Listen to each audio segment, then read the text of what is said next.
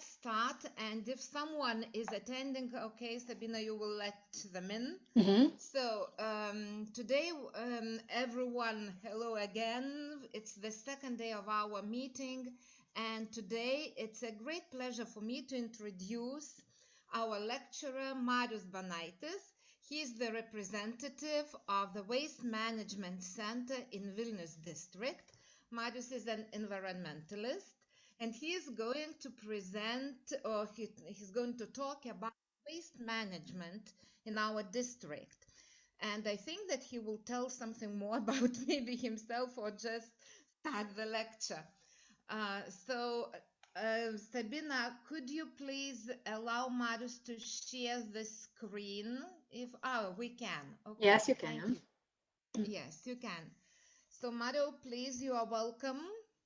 You could start. Okay, thank you. Hello, I'm Marius Banaitis from Vilnius Region Waste Management Center. Region, sorry. Yes, we are bigger than you thought. So our region, I will tell in short about our region, about our waste management system in our region that also includes and Ukmergė. So they are one part of our regional system, as they have their own system, but the system is integrated into the bigger one. It's a regional system. So I'm environmental specialist at the VATC, and I work here for, I guess, 15 years. Yes, 15 years. I started in the beginning of this company, and we constantly changing.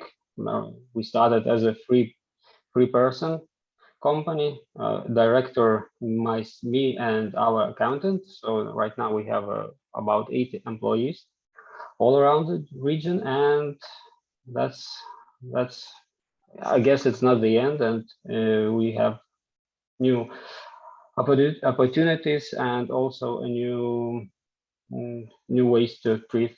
I hope we will find good ways to treat our waste and do it better than now. So I'll start my presentation, and we'll run quick run through from, let's say, history of our company, and you see how it changed the landscape of waste management in Vilnius region. So is it okay? You can see my presentation? Yep, it's visible. Yes. Okay, so we are a joint stock company. We were founded in 2003. It's our main purpose is waste management, effectively implement waste management tasks and create waste management system. Back in early 2000, we started from, let's say, zero, or ground zero. We have a lot of polluted territories, and the situation wasn't good, and we started to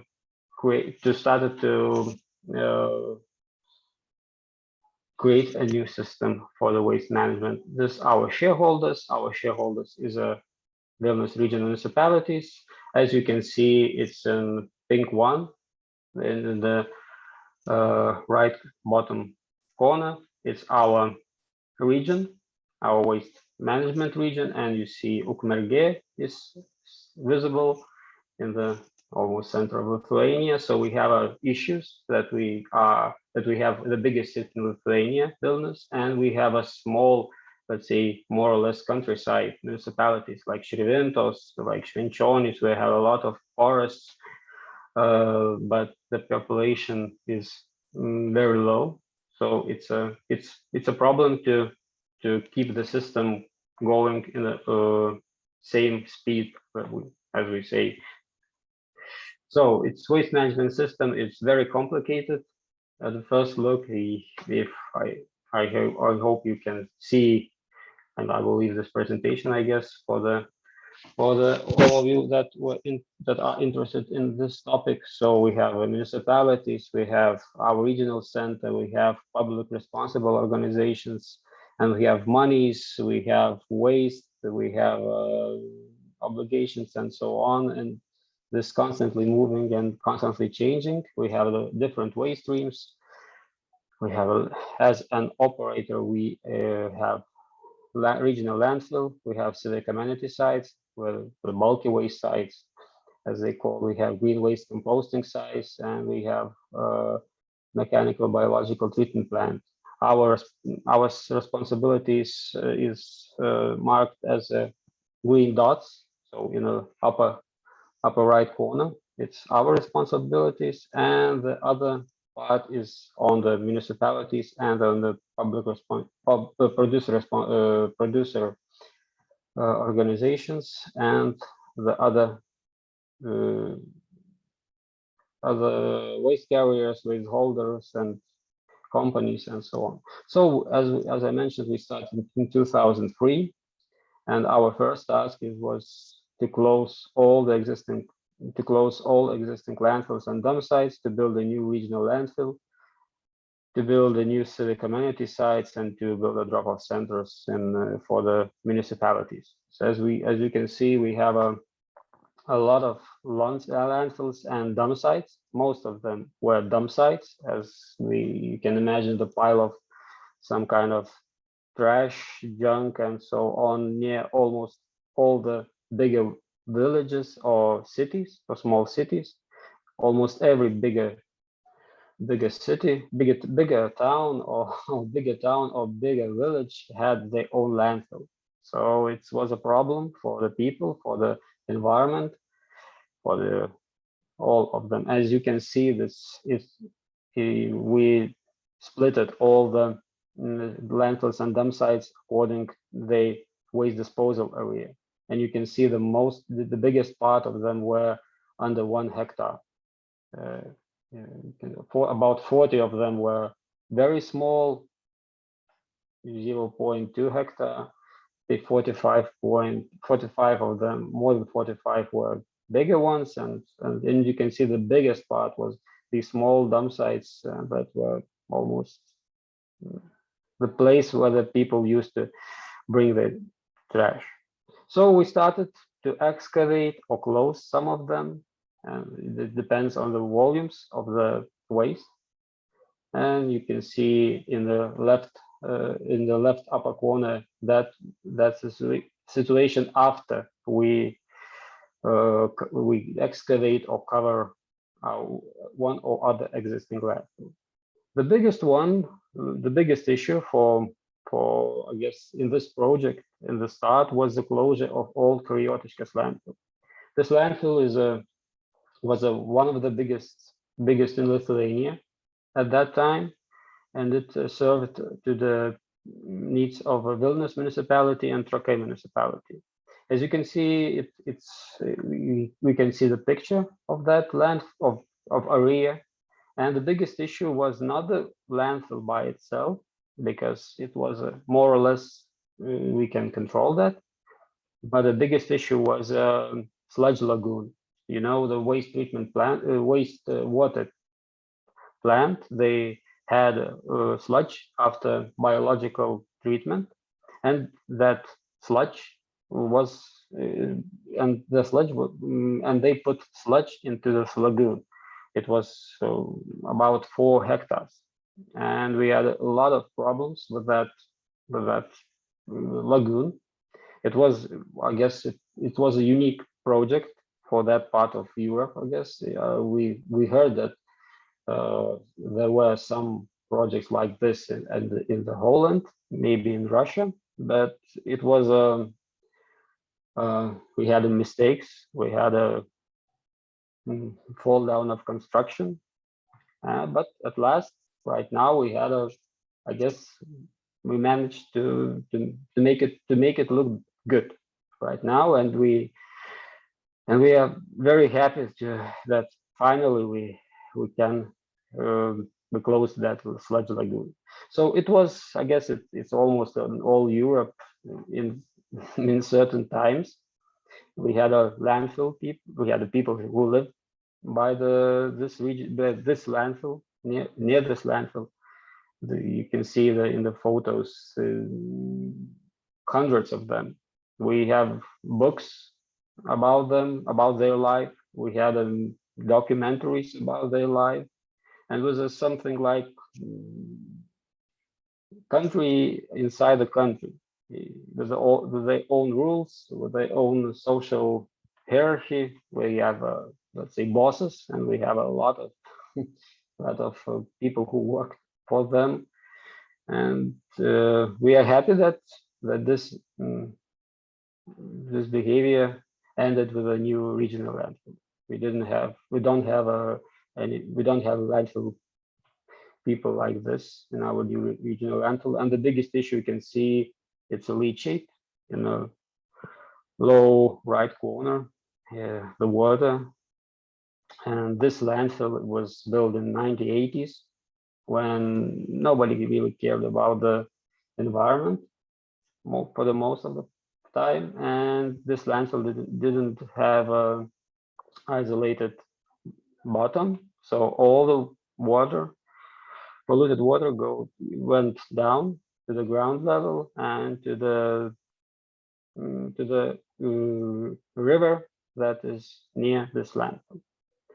So that's how it looked today. This photo was taken 10 years ago. That's when we ended the closure of this landfill. Also, it's gas collection. And the biggest star of our first project was a new Vilnius County regional landfill. It's located about 45 kilometers to the west from Vilnius. It's about 30 hectares of area is about 30 hectares. And you can see the pictures how the all the infrastructure was built. And you can see the different layers of the bottom of the bottom layers, and you can see the geotech style. You can see the slopes constructed, and you can in the bottom you can see the first truck that went to this landfill. Of course, new landfill was also I want to mention that all new waste management objects are very public don't want them around, and we constantly having, let's say, complaints about these objects. It's don't matter are you good or are you good at export? Are you good or are you bad? But you always get the complaints. It's usual, and for me, as I work for so many years, it's nothing special. For other people, maybe it's a problem, and it's always makes them they're raising questions. How could it happen? But I see that this let's say landfills are a problem. Of course, it's not the best way to treat the waste. It's not the most let's say environmental friendly way to treat the waste, but it's necessary because we still have a lot of waste that cannot be treated in any way. So also the next one that is let's see, it's very important for the people, for the people that they could see changes in, and the one of them is civic amenity sites or bulky waste sites. Or I guess it's usual, it's common on all Europe, and we have sites near the neighborhoods, inside the towns, inside the cities, where people can bring their waste. Let's say sofas, TVs, electronic waste, hazardous waste, the waste, the bulky waste. It's all. I guess it's you that are from other countries. You have the same objects, the same sites in your countries. It's usual, and in Ukmergė they also have this one like this. So in some cases, we constructed these sites under older landfills. As you can see, this one example of our olds. You can see the hill, and on the top of that hill, we put civic amenity sites, and in further you can see green waste composting sites. So it's very hard to find a good place for the waste management object because of the requirements for the distances from living places, from water, from other territories. So it's very hard to find. So we picked, in some cases, we picked the older landfills, the people that know this people are used to know these places, and we hope that they will continue to bring the waste to these sites. And it's smaller container sites for the people in the villages and in towns. The main purpose of these sites were to start to the main purpose of these sites was intention that people could change their behavior. They used to bring their waste to these older dump sites. So we constructed new sites and said, okay, bring this waste here and put it there that we can treat it. So, and this is how, I guess, in some cases we succeeded. And you can see from the rise of the collected waste in civic amenity sites and green waste composting sites. And you can see we started from more or less about 4,000 tons, 4,000 near the 5,000 tons, and right now we have about 19,000. So, and this constantly change, and we constantly growing, and I guess in this year, even with all the pandemic thing, we will reach 20,000 tons, and I can guess we have a lot of work with that waste stream. So the other, when we build and we installed this all, I would say basic level of a regional landfill, of the regional system, and we started to expand our system. And the main object was introduce people to the next level of the waste treatment is a home composting and the treatment of biological waste. That is a very big part of the mixed communal waste. So this is a green waste composting bins that we introduced to the region, and all the households that live in the separate households, they could have a bin for free. We think that the green waste, the people can treat the green waste at these bins. It's from gardens, from the lawns, and it was very popular amongst the children, amongst the kindergartens and schools, because it was something like some of the younger children didn't know. But as I remembered myself, when we used to have a garden, so we almost every year started composting pile. It's nothing special.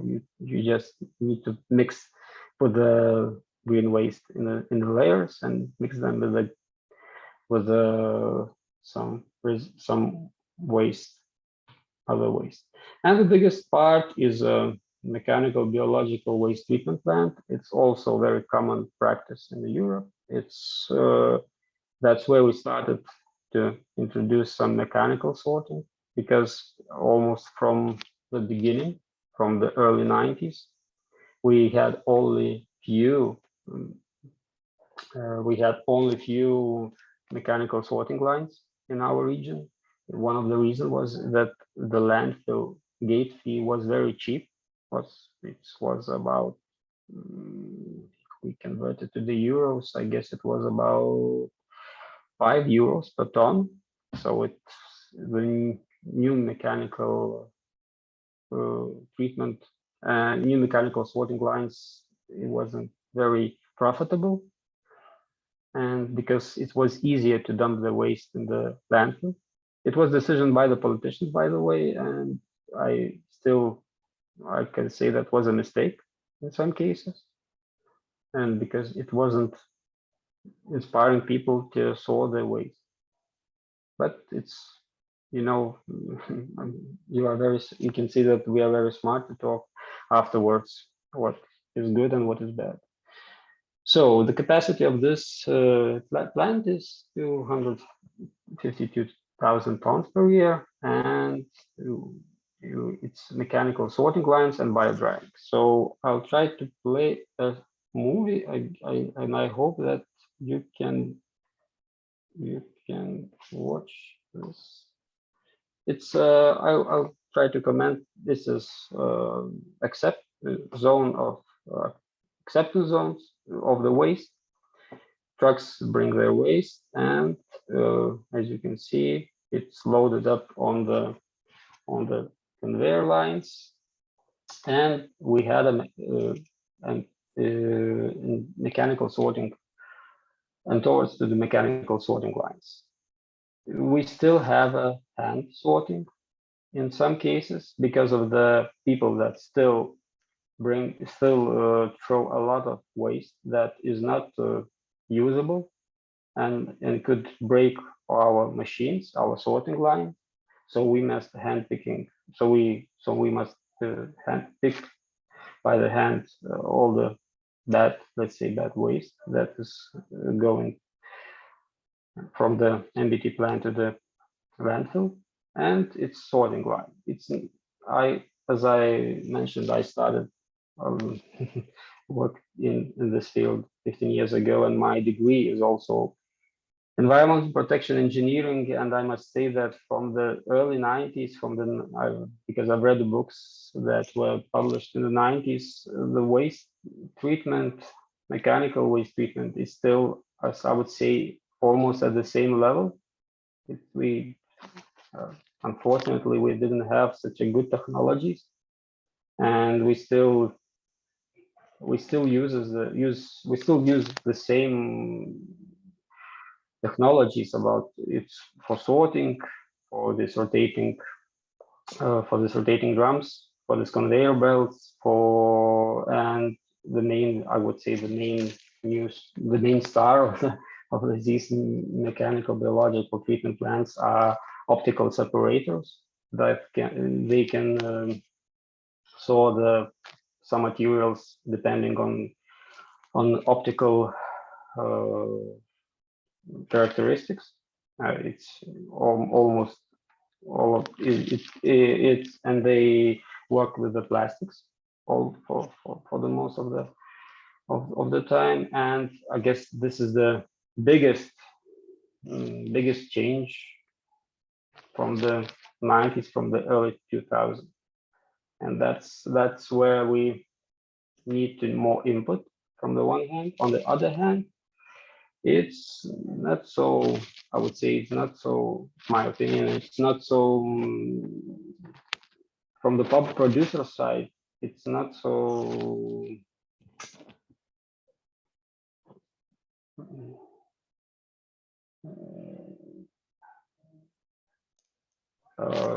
gal žinot žodį sąžininga? Honest. It's not so honest from the producer side, because they are trying to make their production more cheaper, and they seek for the cheapest ways, and almost all the time the cheapest way is not the best way to treat for the materials, and the materials are not so valuable. It's very hard to treat them. It's very hard to solve them. It's very hard to find a market for them. And that's the issue we had in Europe, we had in the whole world.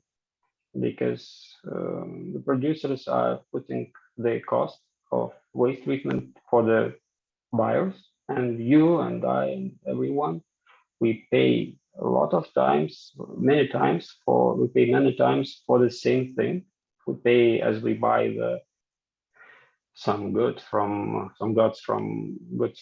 market, then we pay some money for the waste collection, then we pay some money for the waste treatment, for the incineration, for the landfilling of the ashes from incinerator plants, and so on and so on. And we are constantly paying for this.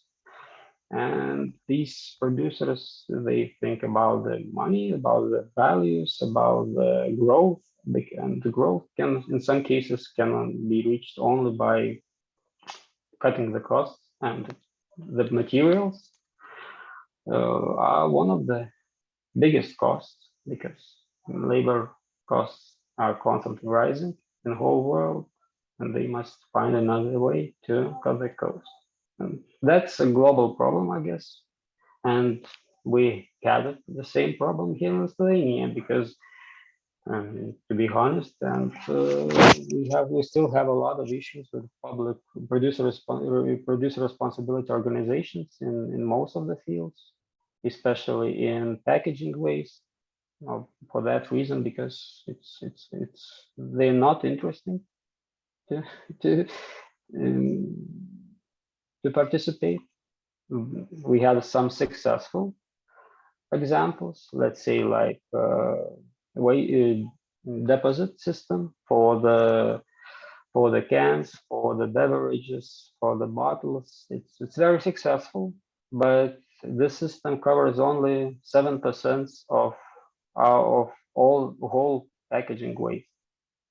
Maybe a little more, but you can see the difference between that, and we have about 90% of the waste stream that is coming to the communal waste, and all the inhabitants must pay for this waste in some cases. And it's a problem for us, it's a problem for politicians. Politicians, they look to the producers, that they are bigger, they have a bigger influence, and they are trying to sneak around from the responsibilities and make their life easier. So let's go to the next slide. And this is, here you can see a mass balance.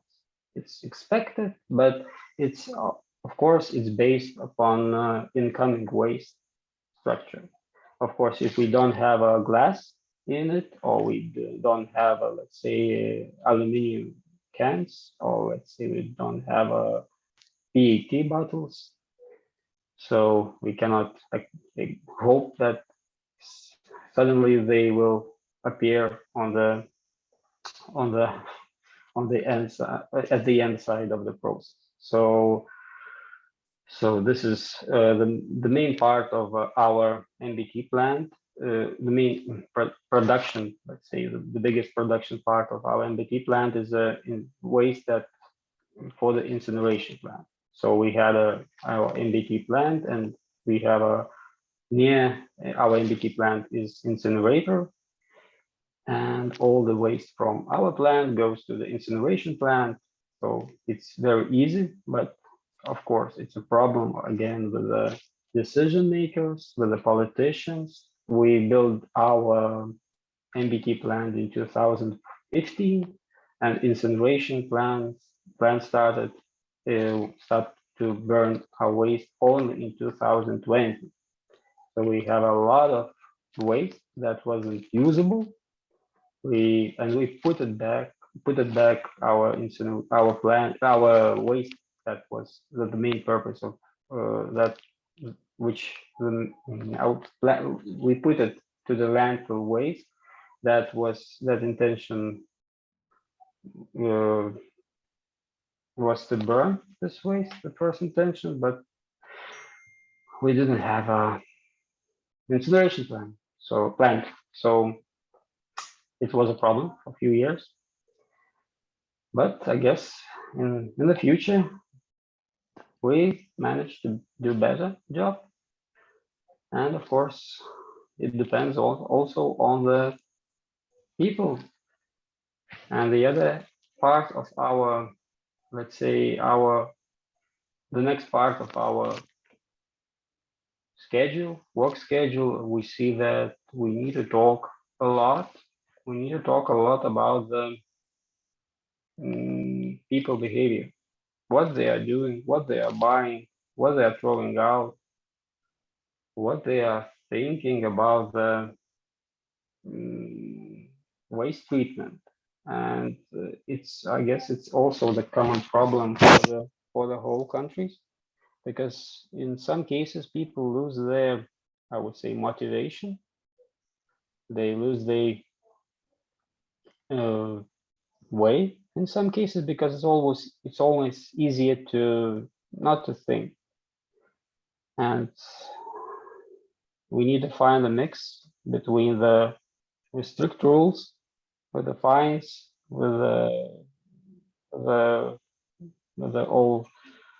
all things, all the controlling issues, and to find a way for the motivation for the better life.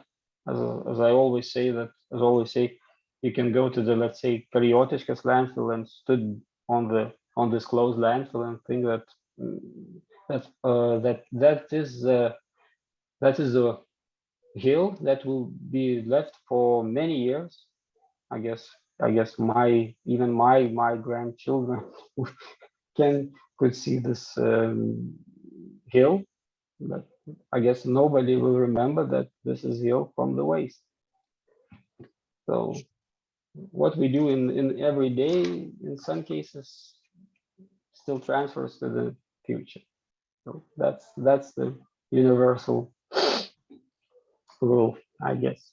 So, and you can see this is, let's say, we see this is the impact of our NBT plan to our landfill.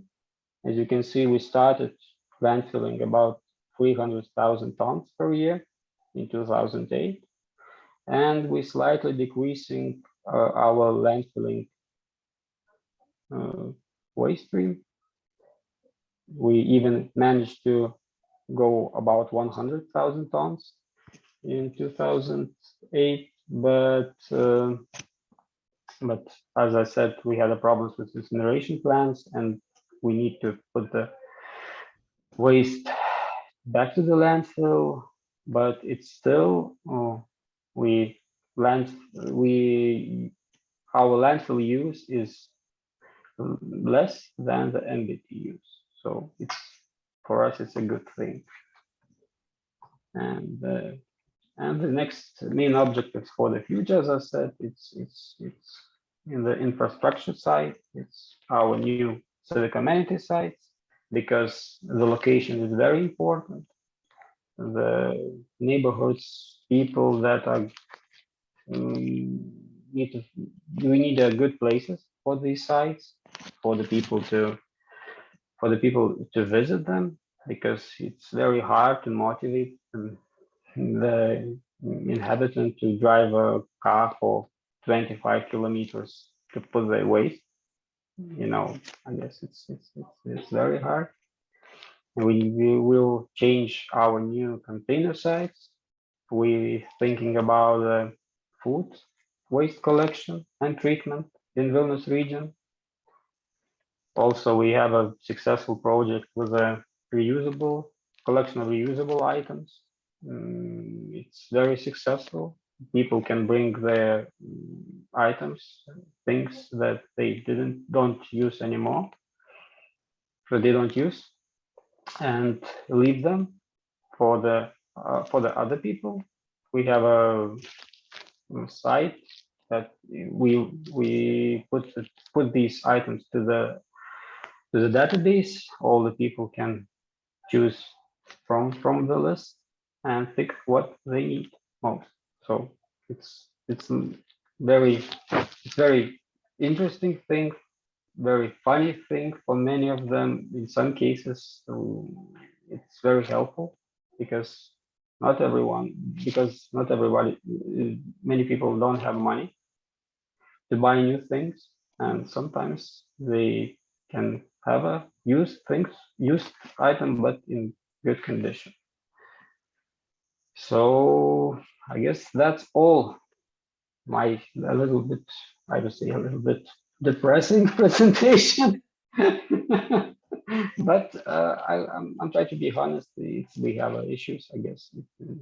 We have the same issues in all the countries, because I talk with my colleagues in other countries in the whole Europe, and we're still facing the same problems almost everywhere. We had some successes, some success stories. In some cases, we had a lot of failures, of course, but this waste management needs time. I would say it needs time. It needs attention from the politicians.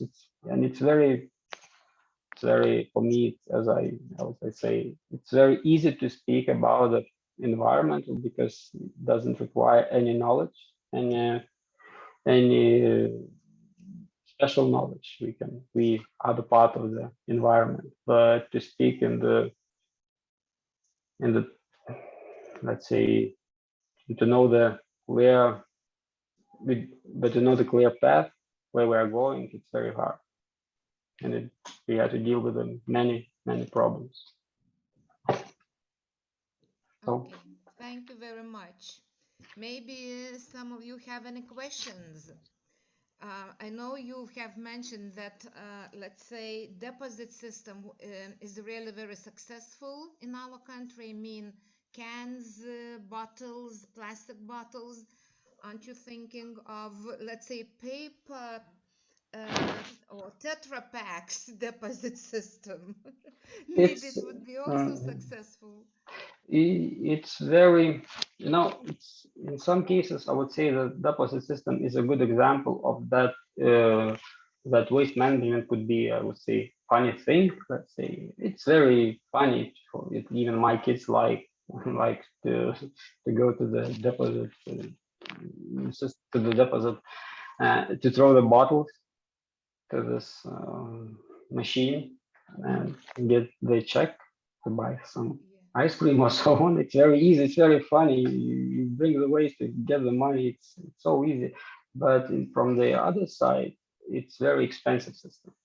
And if we calculate, I would say that this company that manages the whole system, they've done a good job. They choose the right people for this job. They choose the right strategy for the system.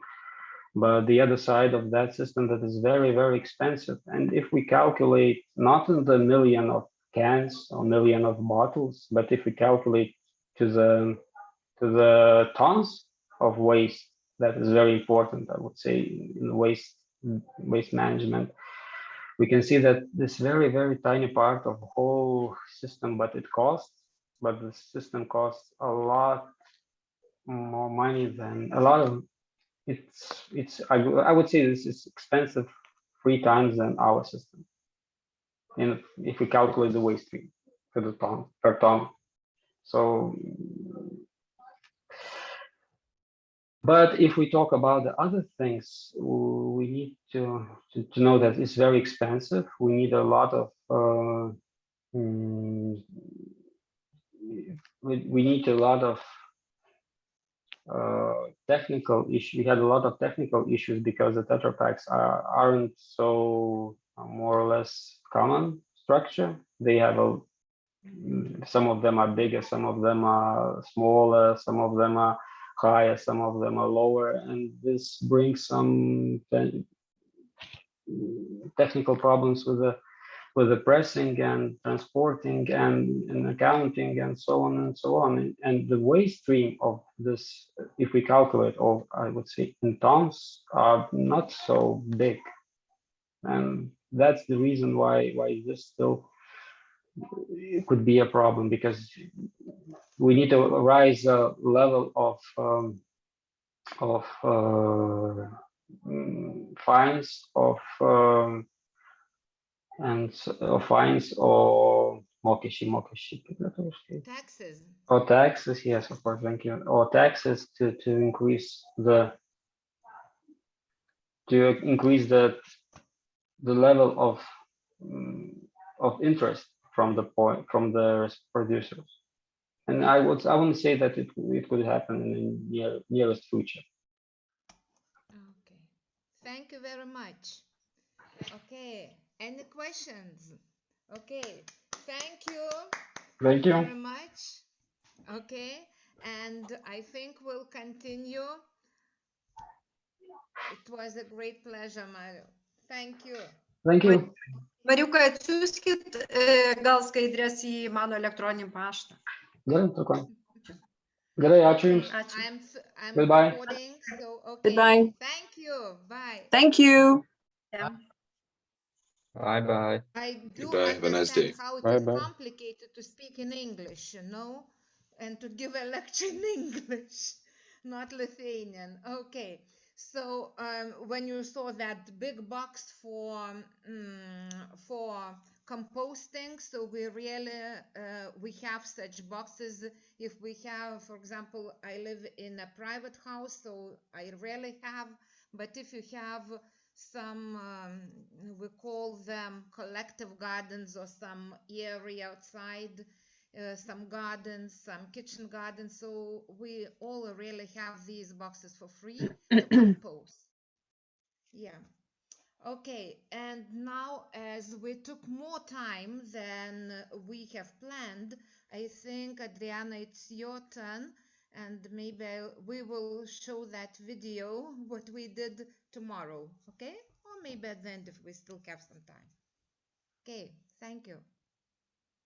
Shall I take the floor now? Yes. All right. You're welcome. Thank you very much. So two of my students, Balázs Buják and Levente Kertész, have prepared two presentations. One is about traditional environmental actions that we perform at our school. We have been doing this for many, many years. Unfortunately, now, since the pandemic, we can't do them. We can organize only online activities, but I have to say that poor students and everyone is sick and tired of online because they study online. And these environmental actions should be done in person, in contact. So they are not real actions, but this is the situation. We have to adapt and we have to do according to it. Next week, we are having a sustainability week in our school. And together with the biology teacher, we prepared a questionnaire on sustainability. Balázs is going to present this questionnaire. It contains only the questions we are going to ask. We intend to do this questionnaire with 100 people, teachers and students. And the results will come a bit later. We can inform the Let's Robot Waste team later. So we will have to work a bit with this. And the other presentation will be held by Levi, and he's going to present these environmental actions at our school. So, Levi, can you start?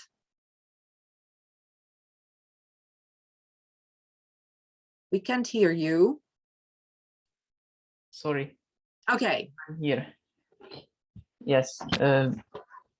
So my name is Levente Kertész, and I'm going to perform you this presentation, environmental actions at our school.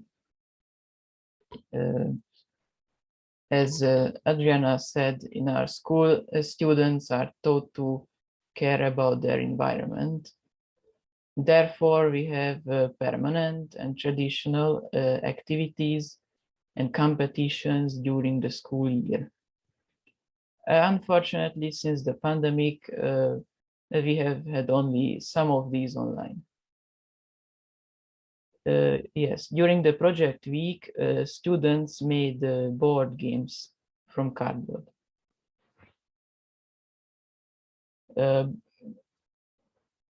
You can see a Hungarian board game called Malom on the right picture. I can shortly make you understand how it is played. It is played by 2 players. There are a certain number of puppets for each player. The main purpose is to make a line of 3 puppets before your opponent could make it. And if you have 3 in a line, you can take one of the puppet of the opponent. The game ends when someone has fewer than 3.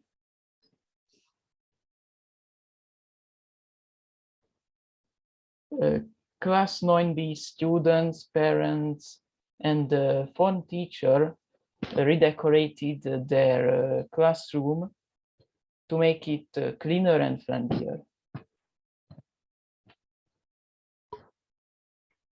In previous years, students examined the water of the Danube. Last year, they did the same in a swimming pool.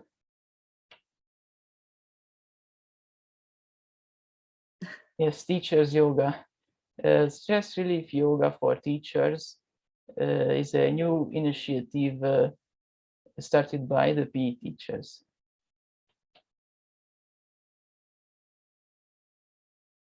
Yes, we celebrated International Water Day on the 22nd of March.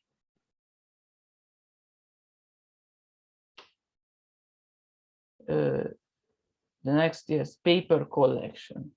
Paper collection is a traditional action at our school. Each year we collect generally 10 to 15 tons.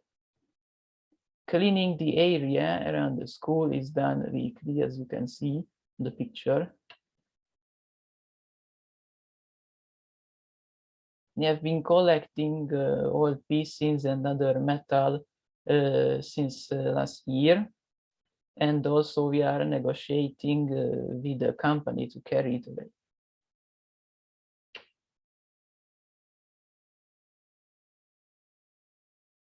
Environmental Day Dunch competition. Dunch means it's your choice or similar. It is a traditional event held every March. It's aimed to raise the students' awareness to a healthy life and the protection of the environment. Students in groups of 5 to 7 compete to do different tasks, such as a small car from plastic bottles.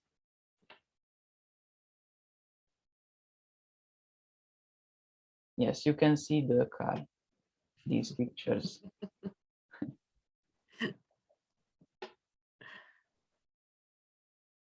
We are still collecting batteries, also plastic bottles selectively.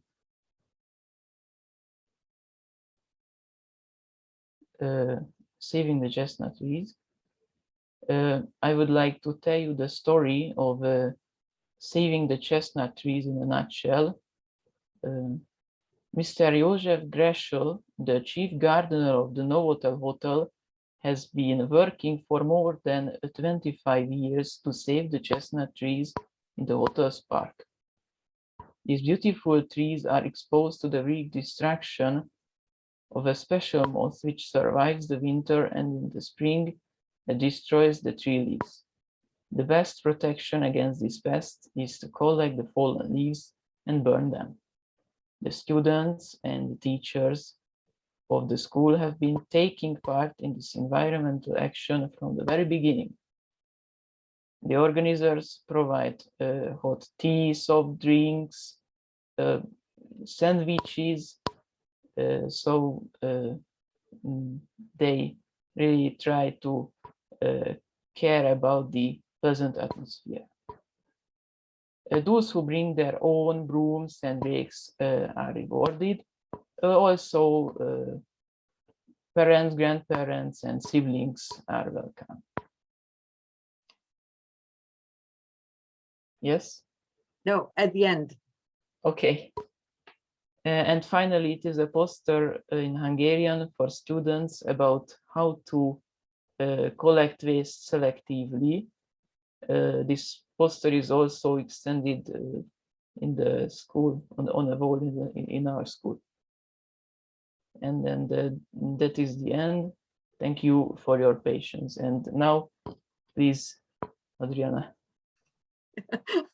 Thank you, Levi. I just wanted to say that you have probably recognized Anna, the ex-headmaster of the school, Yeah. on the last action, which was held in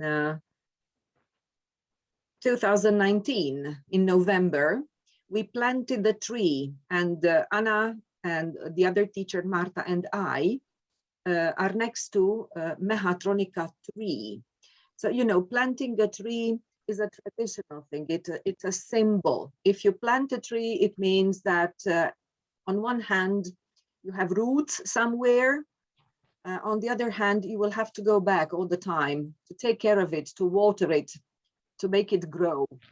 Okay. And that is why the chief gardener insisted on our school to plant a tree together, of course, with this Novotel Hotel, as a sign of our friendship, as a sign of our cooperation. Oh, I know. Okay. Okay, so I know. Just an addition. So thank you very much, Levi. I have to say Thank that you, all the students enjoy very much these competitions, these Dönch competitions, which last for a whole day. And also paper collection and other activities are part of this competition. But on the spot, in the school, there is a continuous coming and going, and groups of students working together, trying to solve as many tasks as possible and get points. And this competition lasts, I told you, for a whole day. And usually they also have to make a short film on a different topic. And at the end of the day, we gather in our Greek theater. Those who visited our school know what I am talking about. And we watch these films. Some of them are quite serious documentaries, but most of them are, of course, funny presentations, and we all enjoy very much. So these, we miss these days, really, we miss them. And now I ask Balázs to show us the, to show us the questions of the sustainability questionnaire.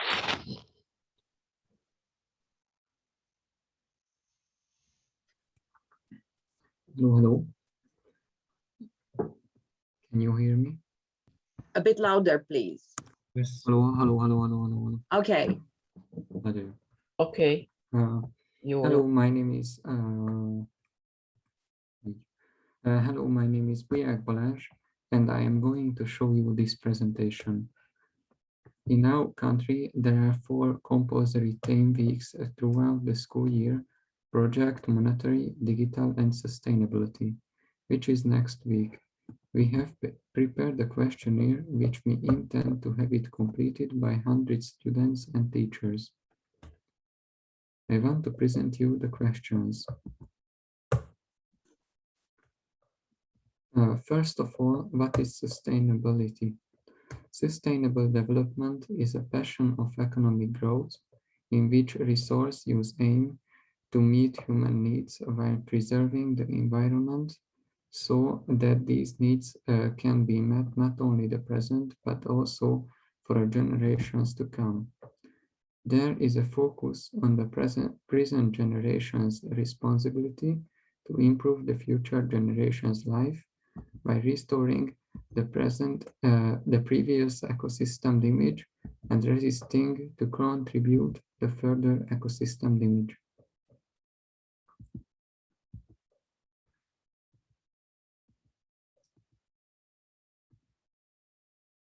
How to achieve sustainable development.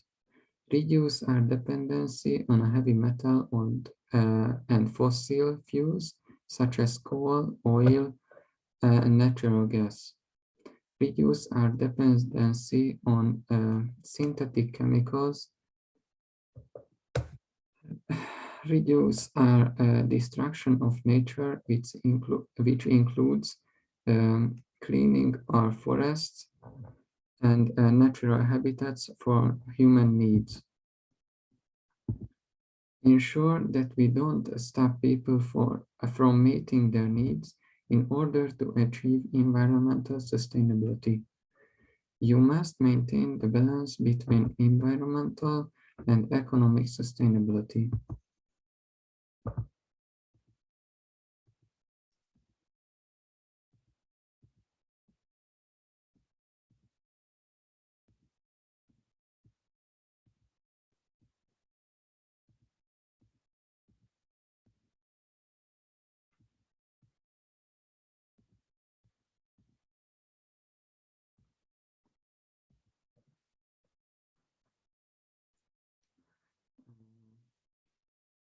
Thank you for your patience. Well, I think the slides were so quickly taken away that maybe you did not manage to read all the questions. I don't want to take much of your time reading out these questions. So these are for different fields of sustainability.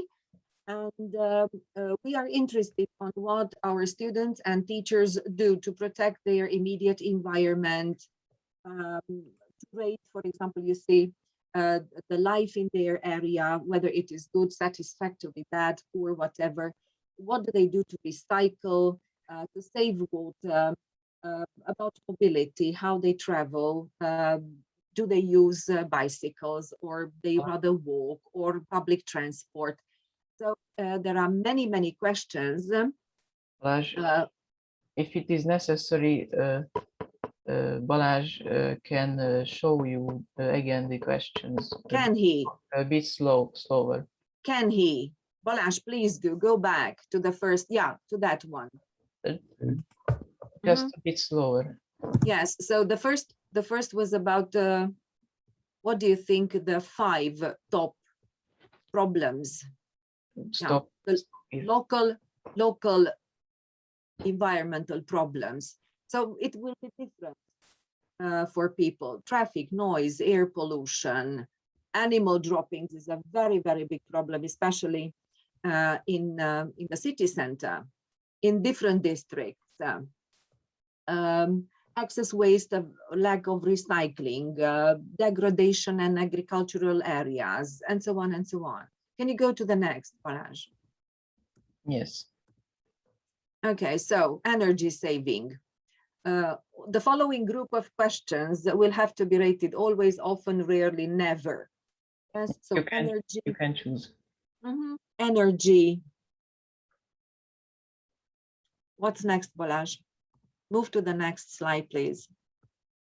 Water consumption, yes.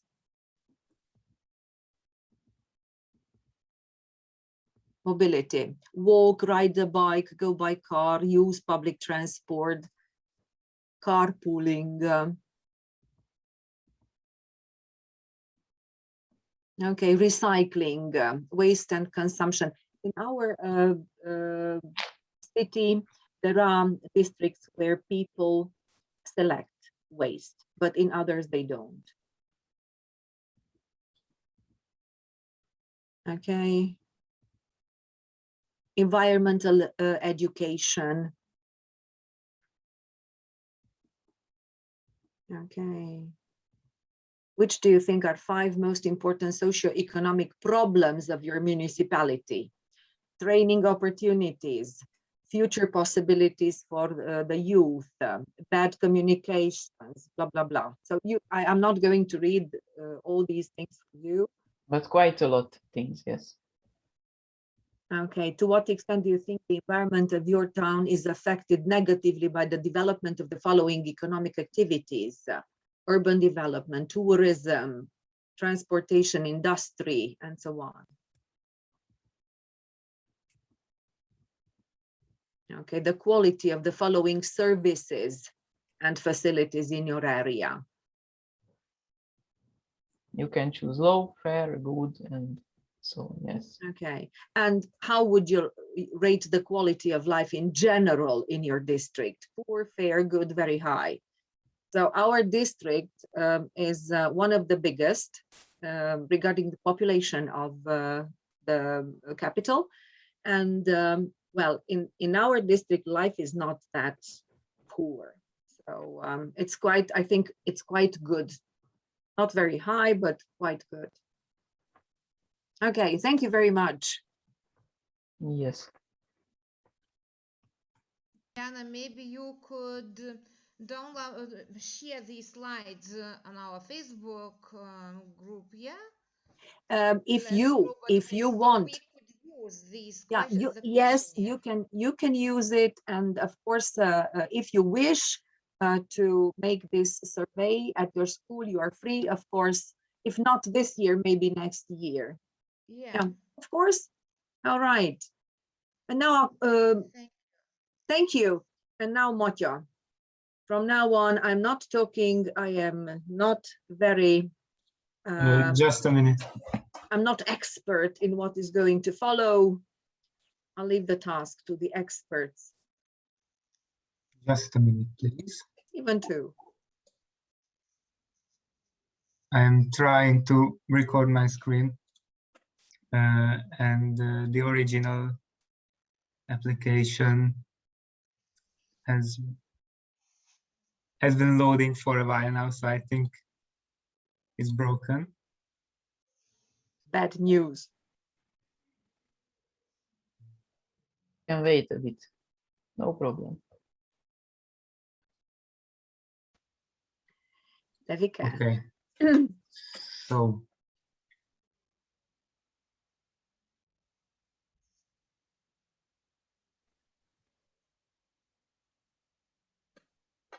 I am going to hold a presentation about the Hungarian STEAM progress in this school year.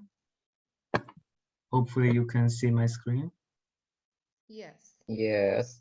Yes.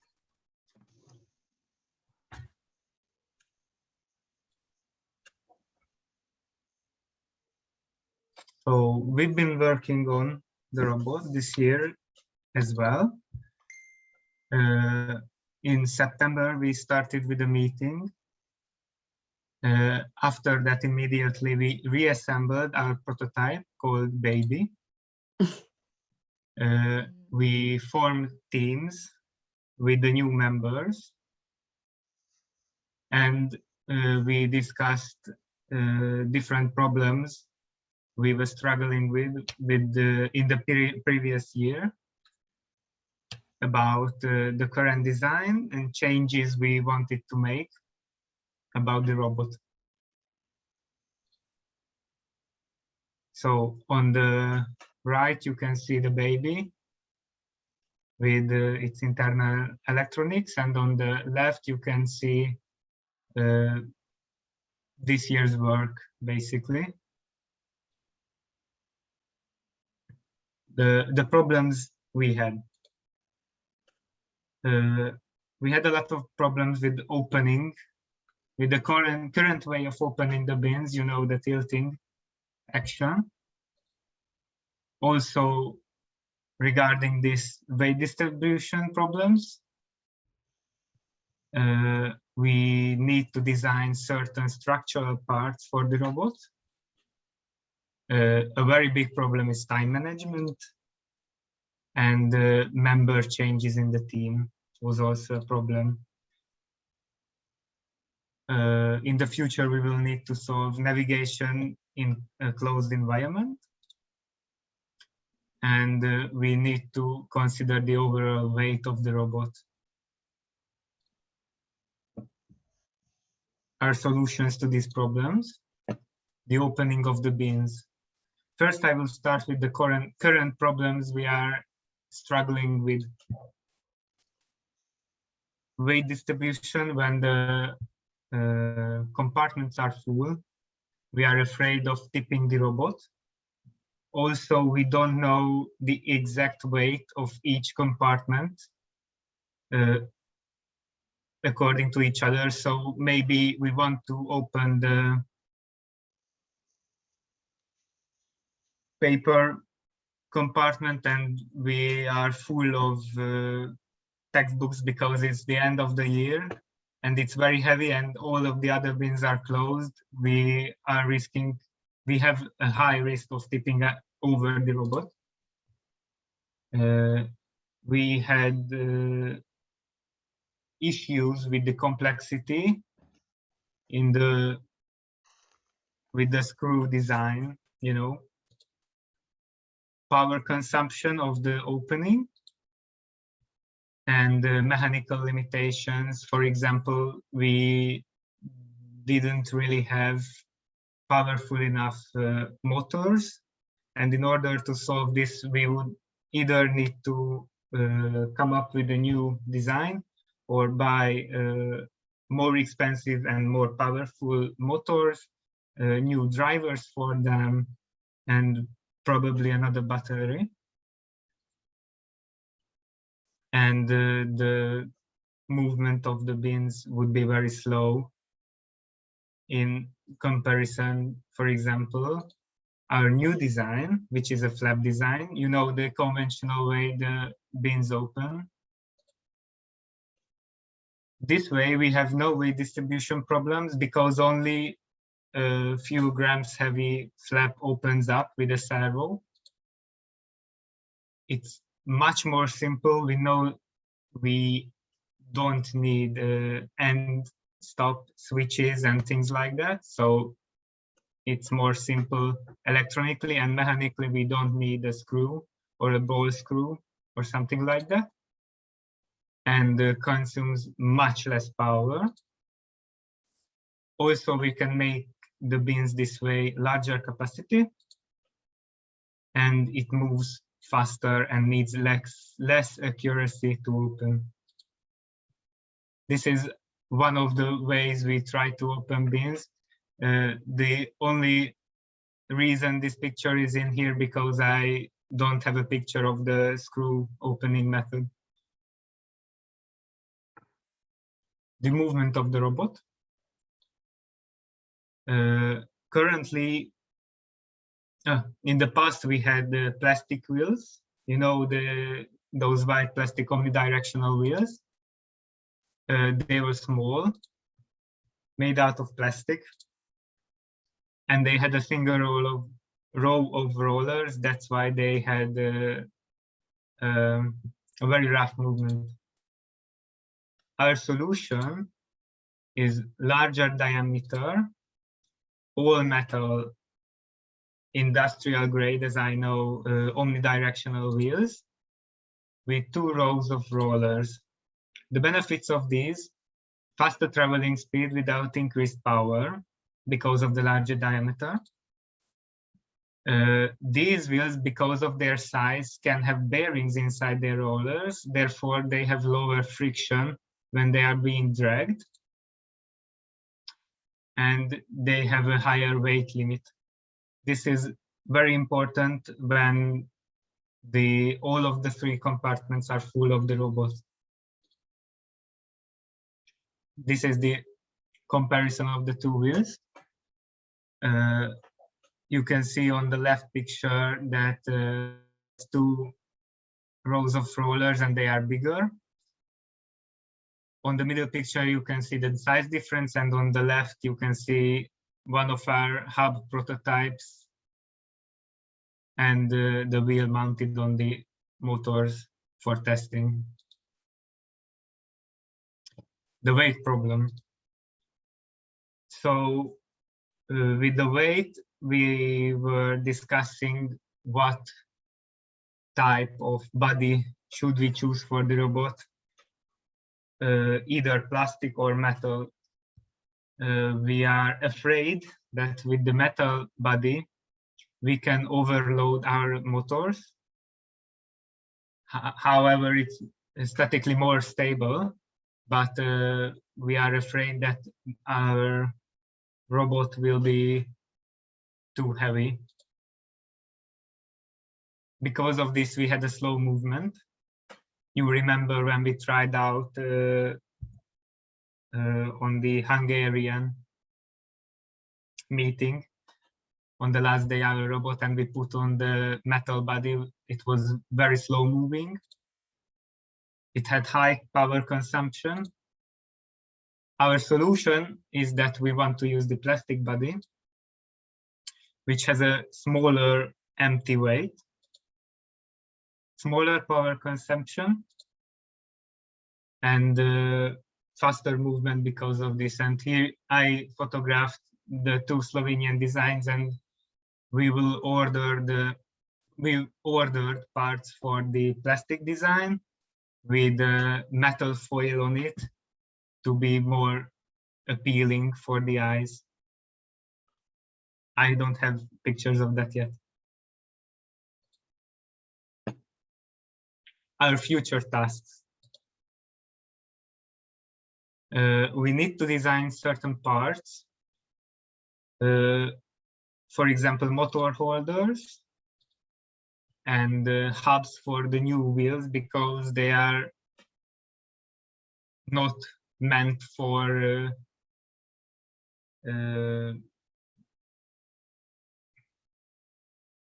this size of motors. We need motor holders, and parts that are in progress are connecting hardware for the driving assembly. For the driving motors, we need connecting parts between the axles. And we will need to design connecting hardware for the flap design doors as well. This is the design process we went through with the motor holders and the hubs. On the left upper picture, you can see the current design and the way we want to hold our wheels in the future to not load the motor bearings. And on the left, there is again the hub design. I will show that in more detail later. So this is the hub for holding the axle. And we have these aluminum holders to screw a set screw for the axle to not turn inside the wheel. This is the current motor design, motor holder design, and the current hub design. You can see the place for the metal hub inside, and on the motor you can see the place for the screws.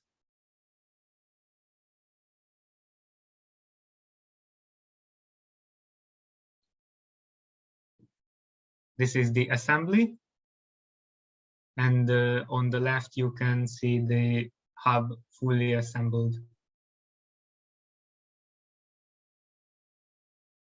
Future tasks until we finish the big robot. We need to rewire all the electronics. We need to build a new frame.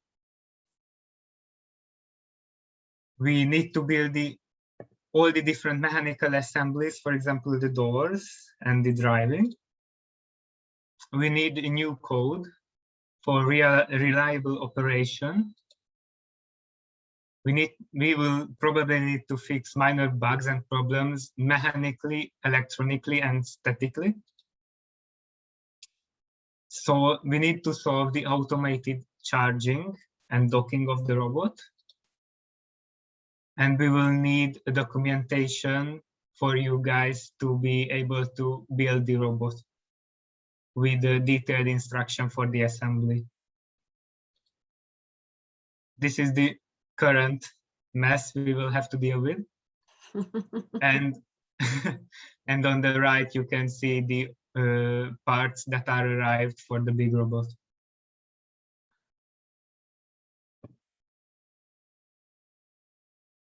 Thank you for the attention.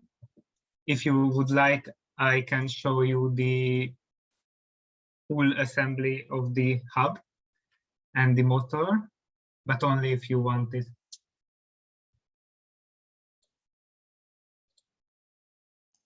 I think we would like. Okay, so this is the motor modeled Now, in Solid Edge. This is one of the older designs, but I didn't do it for the new ones. This is just for display. We can't see anything. We can see. Oh, sorry. Just a minute.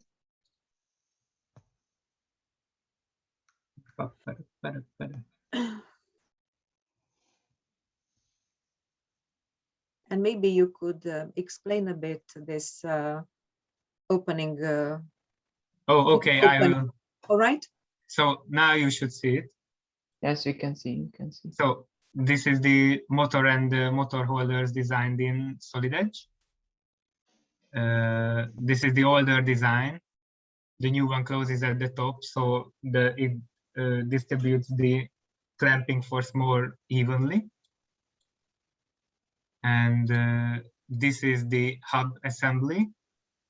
This one is the aluminium part that I showed you in the presentation. And these two parts are 3D printed, and basically they make a sandwich with the aluminium part, and then the hub goes in and you screw in the set screw. And the flap design would be, I don't have a design for that yet. You don't have to explain it very complicatedly. You have to explain so that I, as an English teacher, understand what's going to happen. So nothing sophisticated. Okay. Oh, okay. So I am sharing the screen.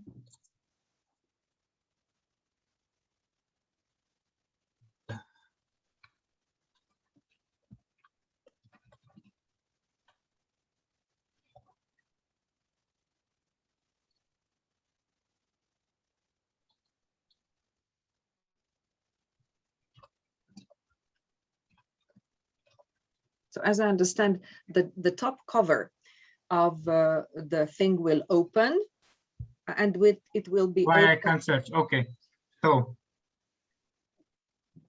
just a minute. I'm going to stop sharing. So it would be like a conventional bin. So here is at the top of the bin a robot in this case, and it would lift up a little door where you can throw in your trash, and then it would close instead of the whole compartment or bin tilting out of the robot. How will it open? As I approach, a sensor will. Yes. So an infrared sensor would be optimal, and we have those for this purpose. You would either put your hands there or wave in front of the sensor, and the flap will open. You put in your rubbish, and after a certain time it will close and the robot will go away. This is the idea. It's not necessarily the best idea, but this is our idea. Instead of moving all the rubbish every single time somebody wants to throw rubbish in the bin. Tomasz seems to agree. Yes? Yeah, for the infrared is, I think, the best, the cheaper. It's coolest. So will your bin also open from the top? Yeah. Tomasz? Yes. Sorry? I No, know Thomas. that, yeah. Martin, I know you all will open from the top. And what about Slovenian one? Will your robot open from the top as well?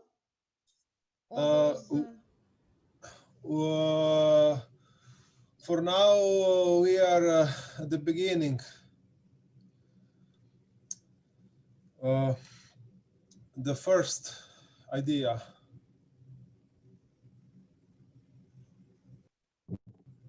We are just working on the bottom, you know. Our everything. frame, ours can't open from the top. It's already, you know, we have all that frame, everything, so we made those boxes open just in case to change everything and do it from the beginning. As Marty has said, our biggest problem now is time management. On one hand, because we are still logged, and according to the government's new ideas, we won't be going until the 10th of May. That will mean the second week of final examinations. Marci, Matya Márton and Horváth Marci are school leavers. They are the two experts. So they will be through the final exams on the 12th of May. And they said they are willing to come to school and work because we are not going to have oral exams. So they will be through everything by the 12th. They will have another exam in June, but I don't think that will take too much time for them to prepare, will it? It won't. Okay, good. And it's PLC, if I well remember. Kind of. No. Electrical. Assembly. Yeah. All right, but it isn't in connection with the work you have to do on the No. robot. No? No. A little bit. A little bit. Just a little bit. So our plans are that the two Marcis, with the help of Levi and Balázs and Benji, so the 5 of them can assemble the robot and can make it work in a week. Probably. Yes. I am asking, in a week? Yeah, I think Probably. it's possible in a week. Not for sure, but maybe. Working hard every day. Okay. Yes. Yes. Okay, but we The still don't have. solution I can give for the opening is that we assemble all things and document everything. And if the Slovenian team goes for the tilting design, they can make a documentation for that. And the Lithuanians can build everything and do the doors as the Slovenians do. The Lithuanians already have the frame. Yeah. I know that. For example, but our frame is so heavy. It's too heavy. And if we consider that we put, of course, some trash, I can hardly imagine that it moves at all, because now several men can lift it. It's really very, very. I mean, the metal is the frames maybe are very heavy. The bottom is heavy. The metal for those boxes to open are not, it's aluminum, they are not very heavy, but other parts are, and I don't know how things will be. And if considering making a new one, so of course we need new, I don't know how to say, sketches or something, you know, according to which to make. Oh, okay. Yeah.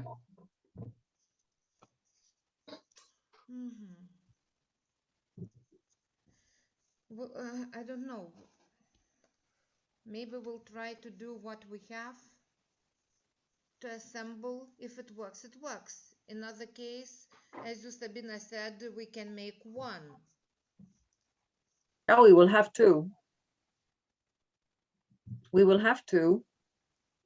I mean, 2 robots? Due to all circumstances, because of this virus, we can have only one, but like Adriana said, we will have 2. The main problem is, like Martin said, it's time management. Yeah, because also we are, our students, 1 week they are at school, the other week they are at home. So we don't have a lot of time. And also, like you, they are school leavers, and we are at the same, we have the same situation.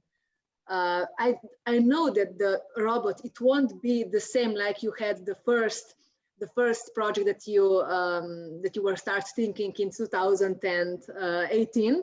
Yes, just do whatever you can, do the best that you can. Okay.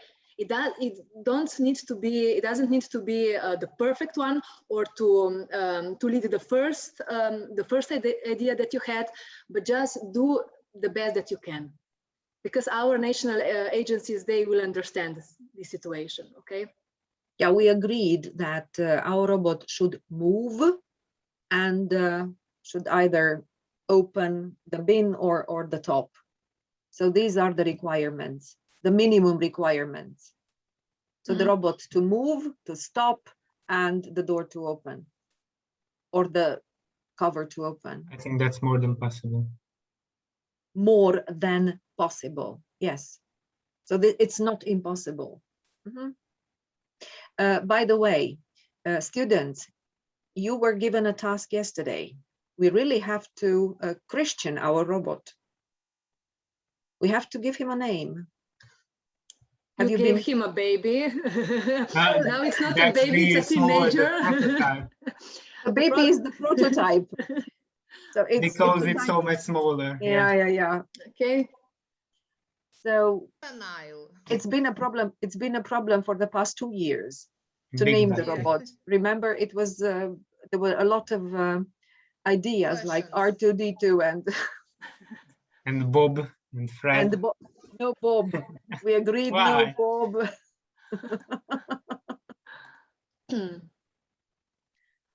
So it's only tomorrow that you have time to come up, and really we should vote, or we should come to an agreement. Okay. Okay. We can possibly make a Google form about it. Yeah. So that I don't know, every team comes up with, or everyone comes up with an idea.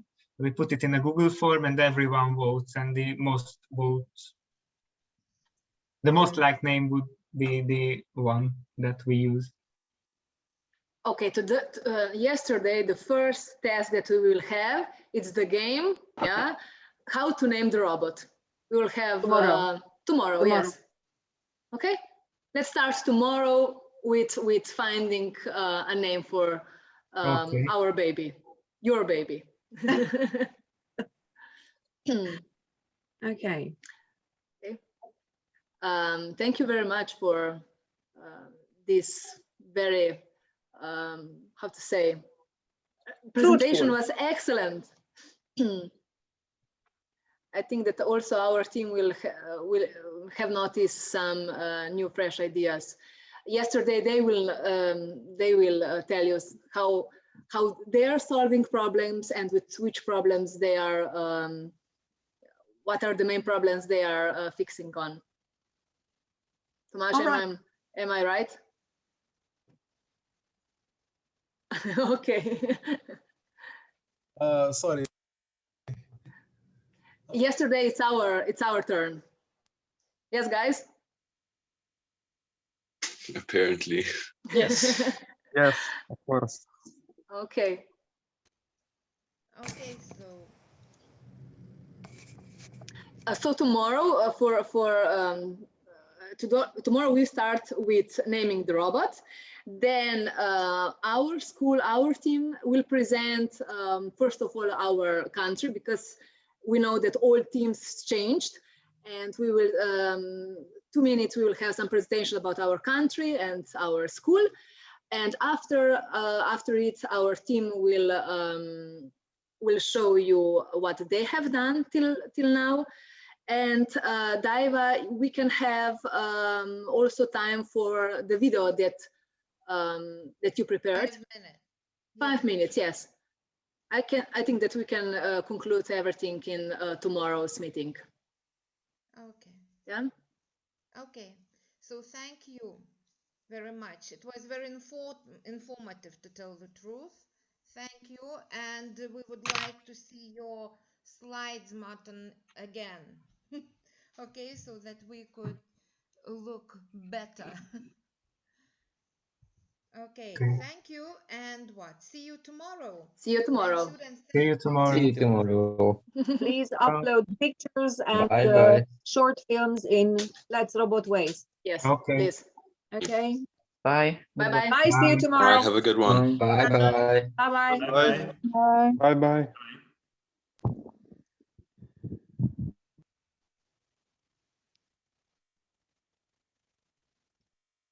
No. Adriana. See you. See you tomorrow.